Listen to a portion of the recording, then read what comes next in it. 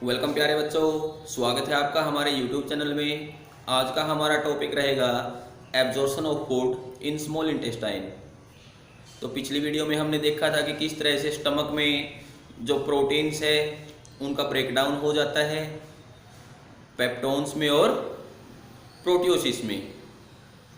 तो आगे जब वो काइम है स्मॉल इंटेस्टाइन के डोडेनम पार्ट में एंट्री करता है तो वहाँ उसके साथ में जो पैनक्रियाटिक जूस है, बाइल जूस है और कुछ जूस इंटेस्टाइन से ही निकलता है, वो उसके साथ में बहुत सारी जो मैकेनिकल मूवमेंट है उनके थ्रू मिक्सअप हो जाते हैं और उस हमारे जो फूड के अंदर जितने भी मैक्रोमोलिक्यूल्स हैं उनका ब्रेकडाउन होना स्टार्ट हो जाता है। तो आइए देखते हैं किस मॉलिक्यूल का ब्रेकडाउन है वो कैसे होगा और क्या क्या उसके लिए जो एंजाइम्स है और कौन कौन सी रिएक्शन वहाँ पे होती है। तो आइए शुरू करते हैं। तो सबसे पहले हमें पता है जो हमारी स्मॉल इंटेस्टाइन है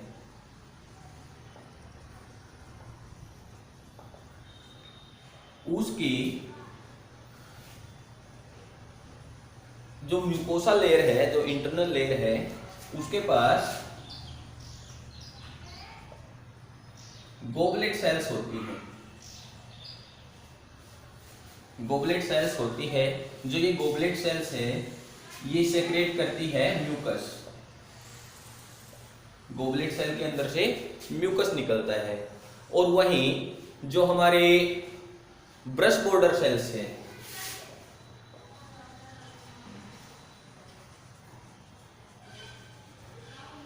उनके अंदर से निकलता है इंटेस्टाइनल जूस।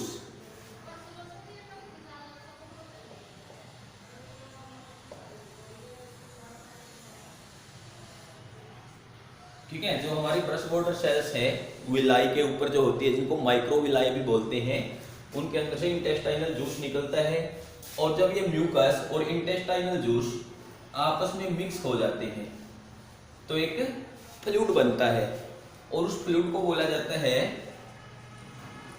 सक्कस इंटेरिकस। इंटेस्टाइनल जो फ्लूइड है वो म्यूकस के साथ जब मिक्सअप हो जाता है तो उसको बोला जाता है सक्कस इंटेरिकस। जो ये सक्कस इंटेरिकस है इसके अंदर बहुत सारे एंजाइम्स प्रेजेंट होते हैं। वो एंजाइम कौन कौन से हैं? डाई पेप्टिडेज,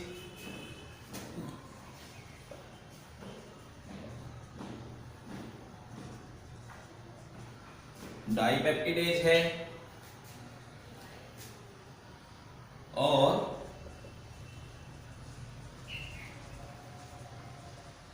डाइसैकेराइडेज है, जैसे माल्टेज हो गया। ठीक है, ये इसका एग्जांपल है। उसके बाद है लाइपेज है और न्यूक्लियोसाइडेज है।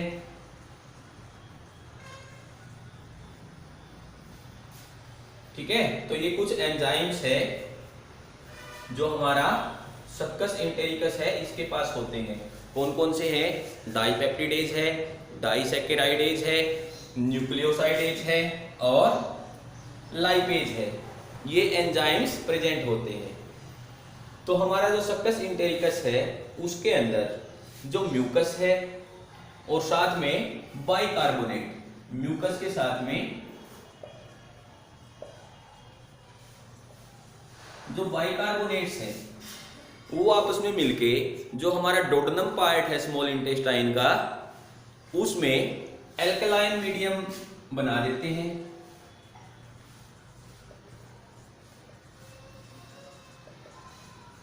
एल्कलाइन मीडियम क्रिएट कर देते हैं जिसकी जो पीएच है वो होती है ऑलमोस्ट 7.8। ठीक है, जो क्या काम करता है, जो जितने ये एंजाइम्स हैं इनके एक्टिविटी है उसको बढ़ा देता है, इनको एक्टिव बना देता है, क्योंकि इन एंजाइम को काम करने के लिए, अपना वर्क परफॉर्म करने के लिए एल्कलाइन मीडियम की जरूरत होती है। तो वो एल्कलाइन मीडियम कौन प्रोवाइड करवाता है? Mucus plus bicarbonate. ठीक है, तो ये एल्कलाइन मीडियम ऐसे बन जाता है। इसके अलावा जो हमारे सब म्यूकोसा लेयर है, जैसे सबसे अंदर की जो लेयर है वो म्यूकोसा है पूरे एलिमेंट्री कैनल की, इससे जो दूसरे नंबर पे है सब म्यूकोसा, उसके अंदर बर्नर सेल होती है।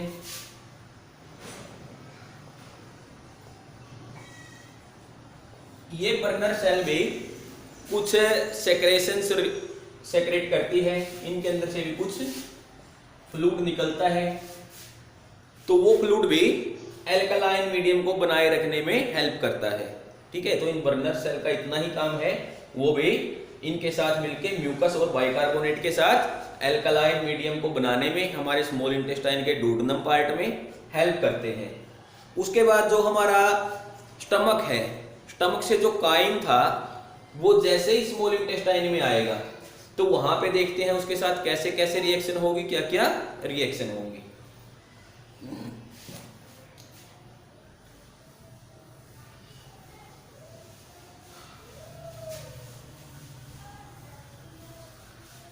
तो जैसे हमने पहले देखा था कि जो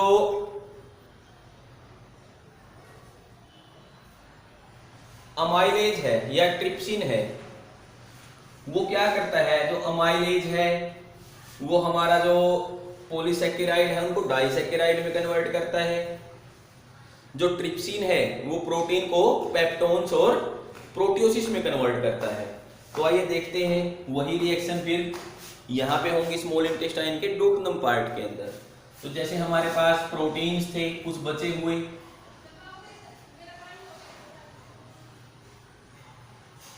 जिनका ब्रेकडाउन हमारे स्टमक में नहीं हो पाता, और जिनका ब्रेकडाउन हो गया है वो ब्रेकडाउन हुए थे हमारे पेप्टोन्स में और प्रोटियोसिस में। तो ये तीनों ही किसकी प्रेजेंस में, ट्रिप्सिन की,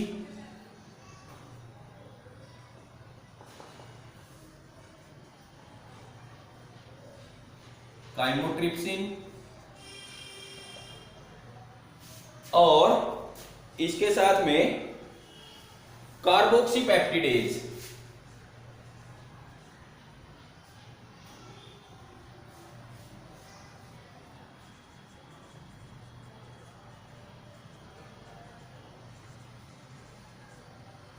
ये एंजाइम्स मिलके इनको डाइपेप्टाइड्स में कन्वर्ट कर देते हैं।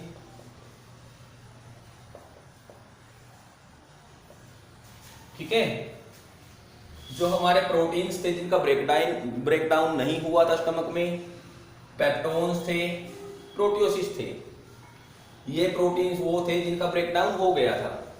तो ये सारे ही जो प्रोटीन है ये सारे एंजाइम मिलके ट्रिप्सिन है, काइमोट्रिप्सिन है और कार्बोक्सीपेप्टिडेज है, वो उनको कन्वर्ट कर देते हैं डाइपेप्टिडेज में।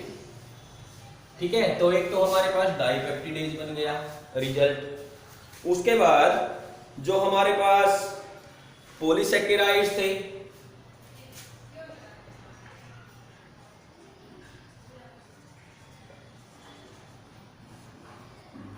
उनको जो हमारा एंजाइम है अमाइलेज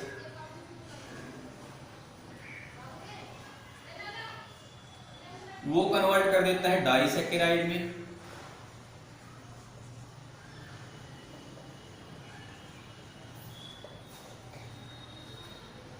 ठीक है, तो एक प्रोडक्ट हमारे पास ये हो गया डाइसेकेराइड। थर्ड जो रिएक्शन है वो होगी फैट की। जो फैट है उनको जो लाइपेज एंजाइम है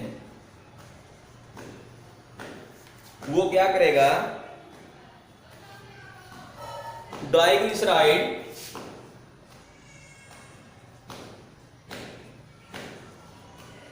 और मोनोग्लिसराइड में कन्वर्ट कर देता है।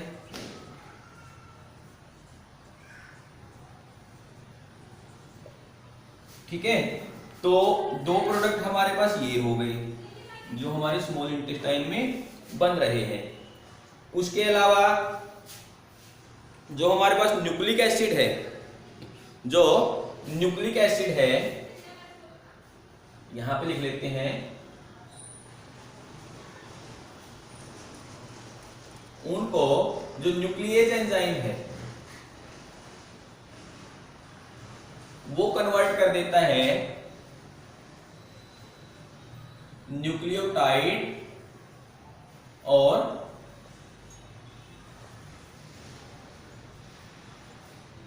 न्यूक्लियोसाइड्स में, न्यूक्लियोटाइड और न्यूक्लियोसाइड्स में कन्वर्ट कर देता है। जो भी न्यूक्लिक एसिड थे जैसे डीएनए और आरएनए थे हमारे फूड के अंदर, उनको ब्रेक डाउन कर देता है। तो ये प्रोडक्ट हमारे पास बनते हैं, ठीक है। ये सारे ही जो पैनक्रिएटिक एंजाइम थे वो इनका ब्रेक डाउन कर रहे हैं। अब हमारे पास जो एंजाइम्स सक्कस एंटेरिकस के अंदर प्रेजेंट है, यानी कि स्मॉल इंटेस्टाइन में जो एंजाइम प्रेजेंट है वो इन प्रोडक्ट के साथ रिएक्शन करते हैं और इनको फर्दर ब्रेक डाउन करते हैं। तो आइए देखते हैं किसका ब्रेक डाउन कैसे होता है।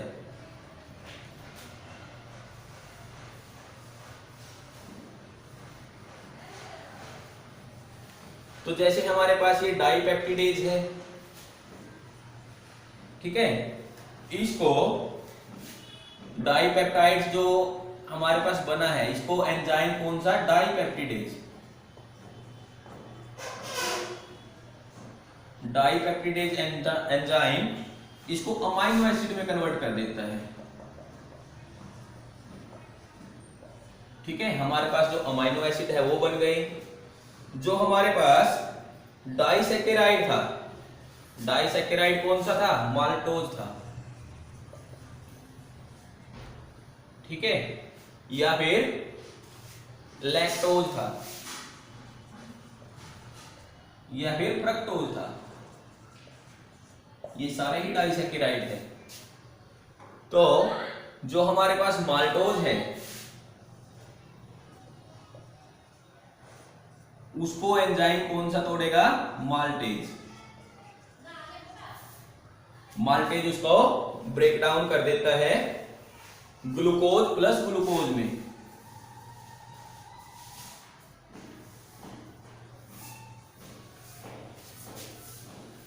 ठीक है, ग्लूकोज प्लस ग्लूकोज में, यानी कि ग्लूकोज के दो मॉलिक्यूल बना देता है। पहले दो ग्लूकोज आपस में जुड़े हुए थे इसलिए उनको डाइसैकेराइड बोला जाता था, माल्टोज इसका नाम था। तो माल्टेज जो एंजाइम है उनको अलग अलग बना देता है और सिंपलर मॉलिक्यूल में कन्वर्ट कर देता है। जो लैक्टोज है उसको लैक्टेज एंजाइम वो कन्वर्ट कर देता है ग्लूकोज और गलैक्टोज में।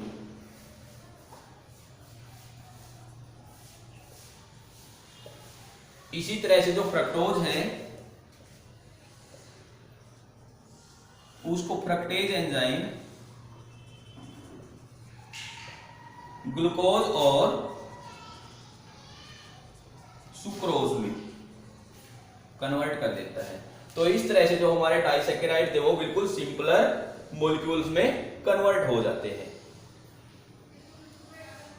ठीक है। और उसके बाद जो हमारे मोनोग्लिसराइड्स थे या फिर डाइग्लिसराइड थे उनका ब्रेकडाउन कैसे होगा वो भी देख लेते हैं। तो जो हमारे पास डाई एंड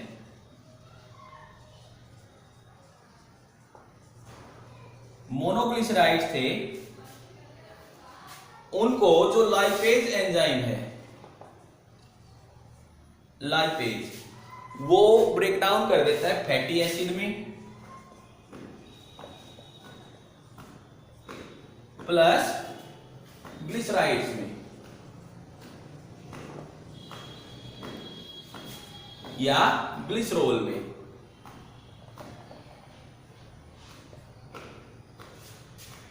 ठीक है। जो हमारे पास डाई और मोनो ग्लिसराइड थे उनको जो लाइपेज एंजाइम है हमारे सबकस एंटेरिकस के अंदर प्रेजेंट है वो फैटी एसिड और ग्लिसरोल में ब्रेक डाउन कर देता है।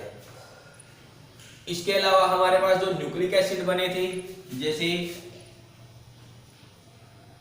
न्यूक्लियोटाइड जो है उनको जो न्यूक्लियोसाइडेज एंजाइम है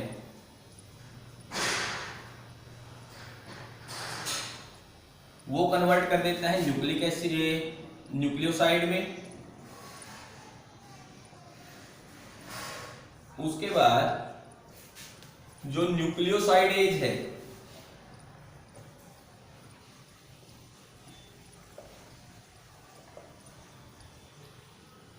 न्यूक्लियोसाइडेज वो इसको कन्वर्ट कर देगा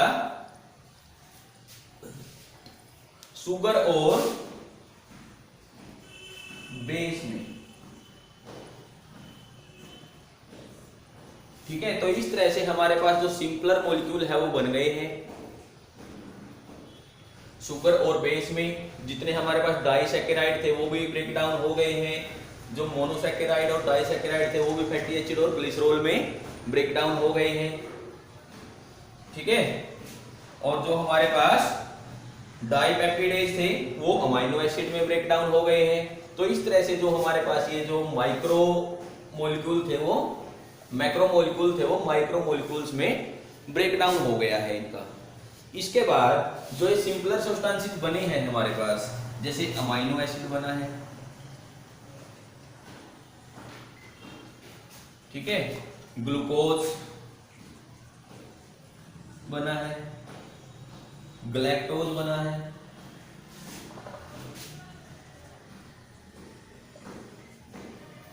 और सुक्रोज बना है। इसके अलावा शुगर बना है, बेस बना है, ठीक है, फैटी एसिड बना है और ग्लिसरॉल बना है। तो ये सारे सिंपलर मॉलिक्यूल है। ठीक है, सारे के सारे सिंपलर मॉलिक्यूल है जिनका क्या होगा, ये सारे बनते कहां पे हैं, जो हमारा स्मॉल इंटेस्टाइन का ड्यूडेनम पार्ट है।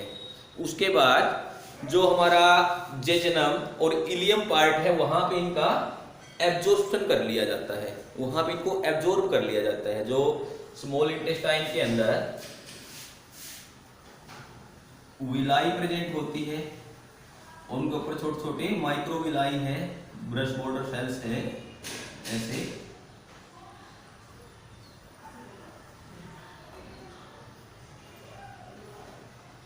ठीक है, तो उनके द्वारा एब्जॉर्ब कर लिया जाता है जो विलाई प्रेजेंट होती है।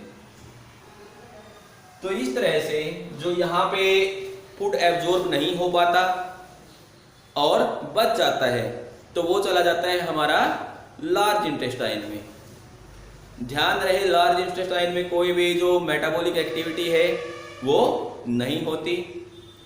ठीक है, तो नेक्स्ट वीडियो में हम डिस्कस करेंगे कि लार्ज इंटेस्टाइन में जो हमारा बचा हुआ अनडाइजेस्टेड फूड है उसके साथ क्या होगा।